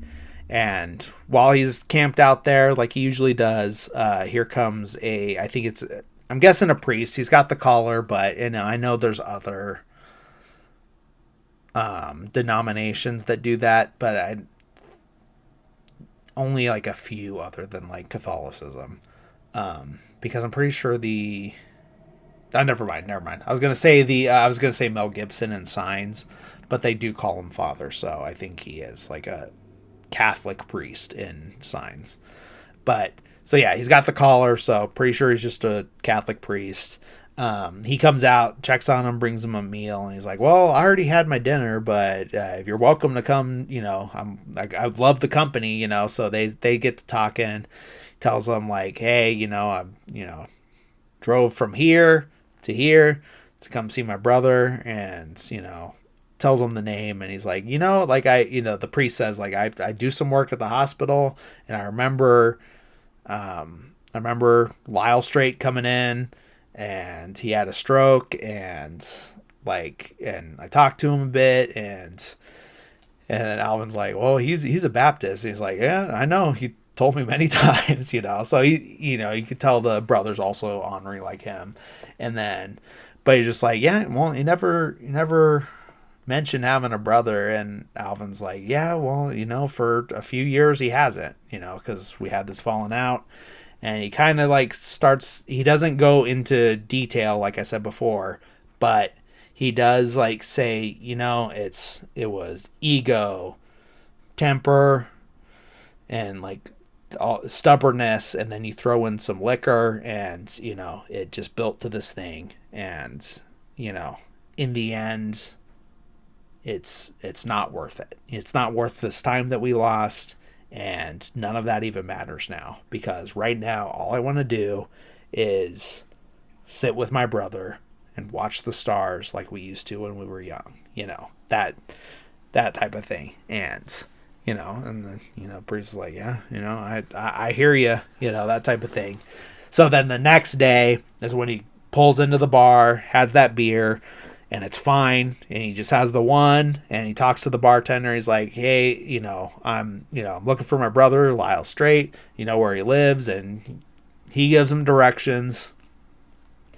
He heads over there, breaks down like on the Sturt Road, like kind of close, and he breaks down, and then he's just sitting there, and then we get like a couple different shots of him sitting there. So he's sitting there for a good amount of time is what we're to assume. And then here comes this big John Deere, like a big tractor, not a lawnmower, but like a big tractor.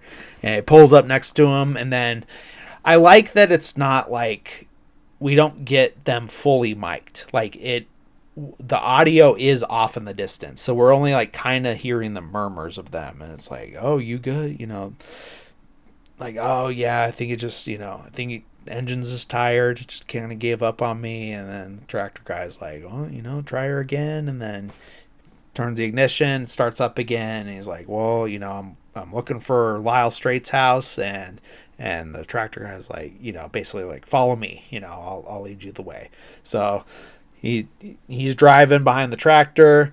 Tractor gets to a certain point and then just kind of points that way. And Lyle, Alvin gives him like, you know, signal like thanks, and then, you know, takes the turn.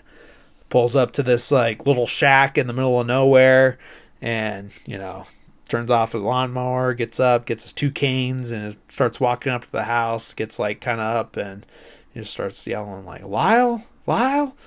And then there's a little bit of a delay, so you could see in his face that he's a little worried, like I'm too late, he's already gone, that type of thing, all those like a little bit of overthinking that you might do in a situation like that. But then then we hear the voice, and it's like, Alvin. And then we hear some shuffling to the door, and here comes Harry Dean Stanton, and he's playing the brother, and he comes out, and they like look at each other and greet each other, and then just like have a seat, that type of thing. Like very minimal dialogue, but it is just like there's an understanding in their looks and their facial expressions and their glances and everything like that. And so they get on the porch. Lyle's got his walker, Alvin's got his two canes. They're sitting on the porch together, and you could see that there is emotion, but it's not like being expressed, because these are older, stubborn men from, a different era, where that wasn't done so much, and, but the best part is when, Lyle is, looking out into the yard and sees this, lawnmower with a trailer on it and no car. It's not his lawnmower or trailer, and he says, like, did you ride that thing all the way out here to see me? I did, Lyle. And this is where you see Lyle start getting choked up, but he doesn't outright have the tears, but you see that chin quiver and everything, and there's no more said about it. Like, it's just that's what you did, and that gesture was enough. Like, I don't need the apology for, we still don't know what actually happened between the two of them, but like what we do know is like that the fact that he saw that his brother did all of that for him is the apology, and we don't even know like if Alvin was even the one that was in the wrong that needed to apologize, but none of that matters. It's just like that gesture was made, and they're there together now, and that's all that matters, So, and that's how it ends. And then it, camera pans up, even though it's daytime, it pans up into the stars, because it's like, yeah, he arrived during the day, but that night they got to do what he wanted to do. They got to look up at the stars like they did when they were younger, and now they're brothers again. That's what it's all been about. So yeah, it's so good. It's so like I think what it's like I said, the two emotional movies in David Lynch's canon are Elephant Man and this, A Straight Story, or The Straight. I don't know why I keep saying A Straight Story.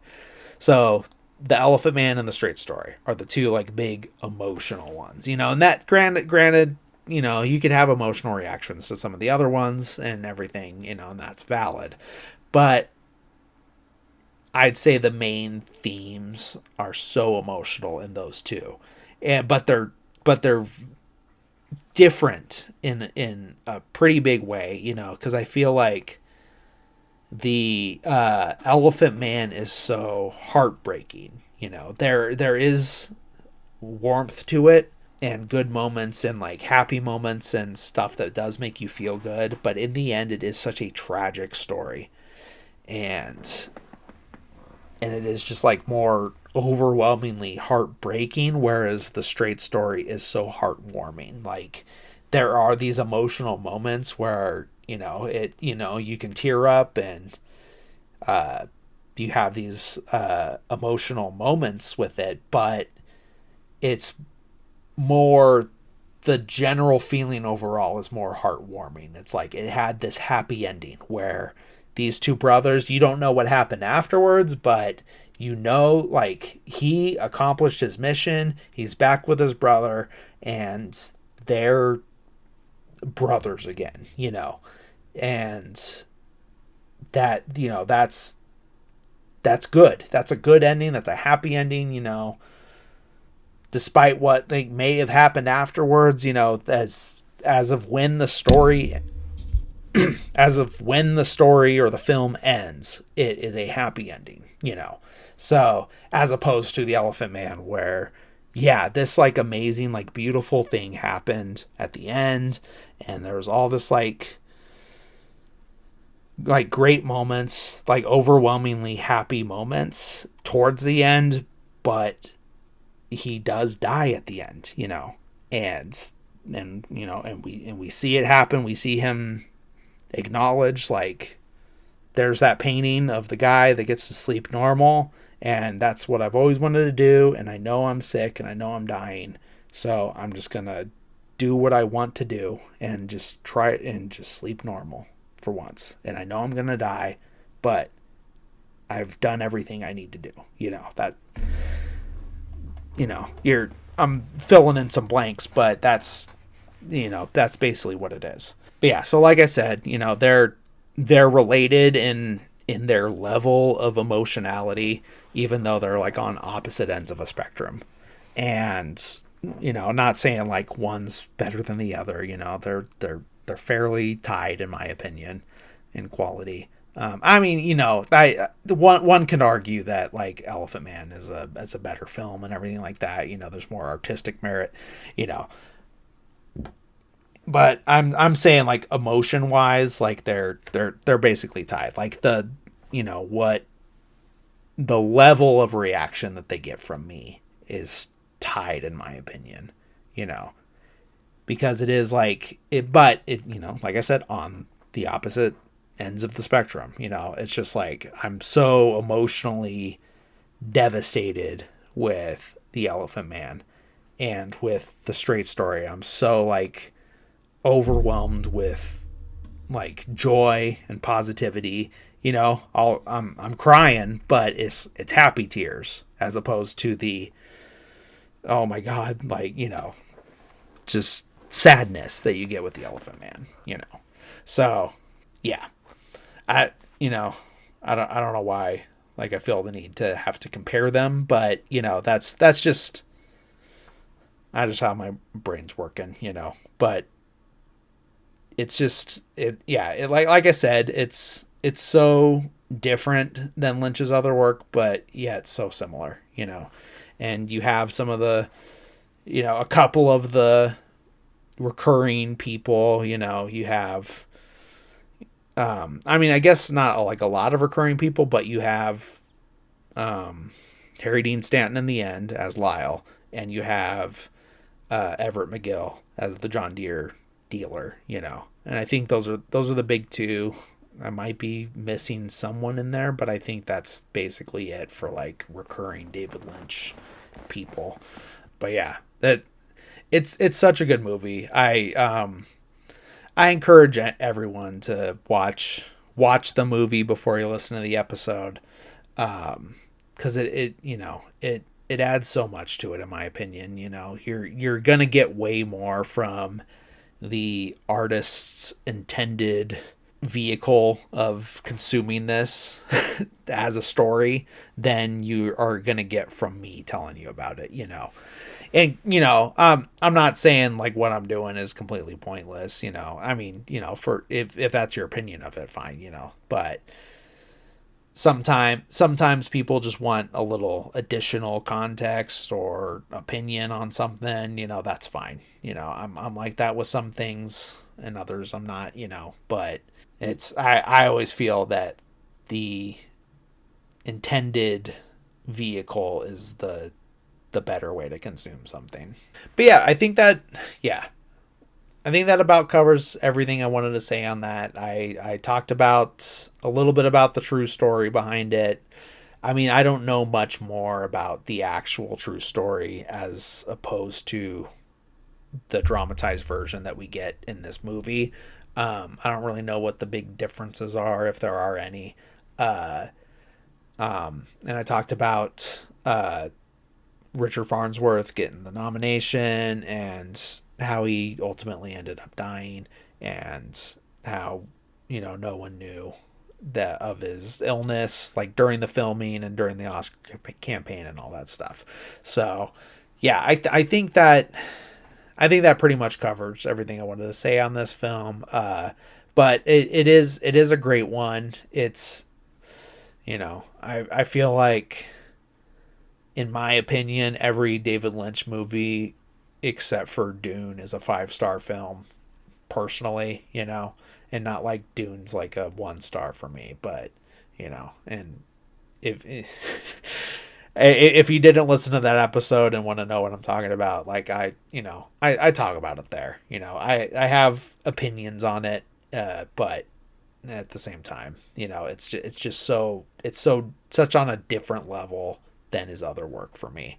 I didn't really talk about how this is not widely available on like a physical media release in the United States. There were VHS and DVD releases of it in the United States, but there's not really an American Blu-ray release of this yet. I'm hoping that Criterion eventually gets the rights to release it. They have so much of David Lynch's other filmography, so I'm hoping someday we get a Criterion straight story, Wild at Heart, and then last but least Dune. So but yeah, the nice thing though with it being Disney, even though they're stingy with their other stuff, I mean, they did let Wall-E get released on Criterion, so there's hope someday. It's possible, but yeah, you never know. I'm holding out hope, and even if it's not Criterion,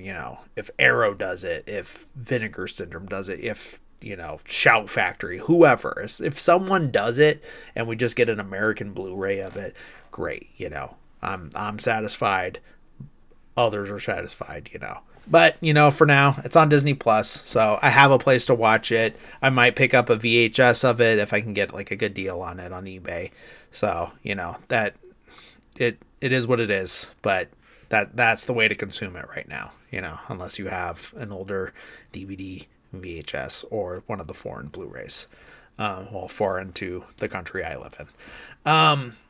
Anyways, so like I said, great movie. Love it. That about wraps that one up. Before I wrap this episode up, I will say I've been going in order for David Lynch's filmography. So the next movie in his filmography is Mulholland Drive. Now, I do have a specific person in mind that I would like to do that episode with. But both our schedules are pretty crazy right now, as I imagine most people's are. We're coming up on the holiday season and everything. It's about to be Thanksgiving, which is the day that if I were to keep going every single week, is the day that episode would come out. Now, like I said, scheduling is hectic right now. It is a holiday, so I wouldn't feel too guilty just taking that week off and not releasing an episode. But at the same time, I'm wondering if maybe in order to possibly get that episode done with that person in mind that I have, if I take a break from David Lynch and do a couple other things that I can do solo real quick. I could even keep it David Lynch and maybe do episodes on his documentaries, the documentaries about him, or maybe his short films. I'm not really sure yet. In the end, I'm going to do what I want to do, so it is what it is. I'm sorry if that's like jarring to anybody, but I don't know, maybe that's going to like boost my, my, views or anything, because maybe people are tired of David Lynch and it's just like me and my bubble of the people I follow on Instagram, that are just still obsessed with him. But, I would prefer to not skip a week. I would like to give you guys something. I think maybe I might be the only one that is going to be bothered by having different things in the middle of the series, but what if that's the case, whatever, in the end, I think I'd rather put content out on schedule and be consistent, that's going to be better for me, because if I take too many breaks, that's going to put me back in a spot where I take a long hiatus. And I mean, even if no one's really listening or watching this, listening to or watching this, doing this is good for my mental health. That might be weird to some people. It might make sense to others, but it is, it's something for me to do. It's a way for me to talk about these things that a lot of people in my life maybe don't want, to necessarily have a conversation with me about. Not that they, that kind of sounds bad, but it's not everyone wants to talk for, how long am I going? Like, close to 2 hours on a movie, but this is a way for me to get my thoughts out. And if someone listens to it and likes it, great. If someone listens to it and doesn't like it, also great, whatever. And if people ignore it, also that's fine. If there is an audience to find this, they'll find it. And if not, then it's just going to go out into the internet and it'll be there forever, whatever, that's beyond the point. But it is good for me to do this. And, and that's just not me. That's not just me saying that, my therapist has told me so as much. So I'm gonna put something out. I'm leaning towards, if I move away from Lynch for a small amount of time, I'm pretty excited about the A24 collector's edition release of the X Pearl Maxine trilogy that came out recently. I might just take a break, and those are the only Ti West movies I've seen, and maybe the only Ti West movies I'll ever see. So if I could just scoot those in real quick, do boom boom boom, there's 3 weeks of content for me to put out that I could easily do in the next couple days. And then that gives me and my friend a chance to get our schedules lined up to where we can record Mulholland Drive, and then, Inland Empire, Twin Peaks: The Return, and then on to the next series, or, a one-off or two in the middle. I know that's what I'm leaning towards. It might work out, and all of this rambling is all for nothing. And you're like, why do you talk about that and then just release Mulholland Drive the next week? I don't know what's going to happen. So I'm just if there's people that are consistently listening, that then you at least know why it's different, if it is different. And if there's no one consistently listening, and it's just, it is what it is, then whatever. But that's my thought process right now. So yeah, we'll see. But if you are listening and wondering why all of a sudden I'm not doing a David Lynch movie, that's why. And in the end, I got to decide by this Friday. As of when I'm recording, I got to decide by Friday, because I like to stay consistent with my social media posts about what's coming up next. So by Friday at 5 p.m., I will have decided what I'm doing, and I might have heard from my friend by then and be like, hey, we're recording tonight, so we'll see. But yeah, that's what's going on in my head right now. That's what's going on with the show right now. But yeah, thank you guys for listening. And for if you did bear with me through that rambling that might not have mattered at all, then thank you. Thank you guys for listening and watching. I really do appreciate it. Like I said, this might be for nobody except for myself. But it is helpful to me. So whether you're listening to it or not, and do reach out and like the comments and rate and review and all that stuff. It does help to know that someone is listening or watching, I have got some comments, so that is good, and that does make me feel good. Not that that's what it's all about, but thank you guys. I truly do mean that. I know I can get cynical about this show in general, and be down on myself and the show, and like, oh, no one listens to it. Someone is. I know I'm getting downloads. I can see the stuff. So thank you guys. Like, I really do truly mean that from the bottom of my heart. It is getting close to Thanksgiving, and Thanksgiving is a whatever holiday for me. It is just like an intermission and Christmas, but and it's just food. It's whatever.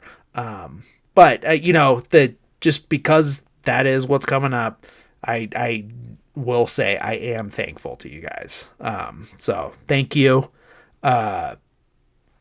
Tune in. It's either going to be Mulholland Drive or it's going to be something else. I don't know, but you'll know when you get the download in your podcast app, or get the notification from me that there's a new episode out. So whatever. Thank you guys, and I appreciate it, and have a good week, and see you next week. I just don't know what the movie's going to be, but I will see you guys next week. Thanks. Bye.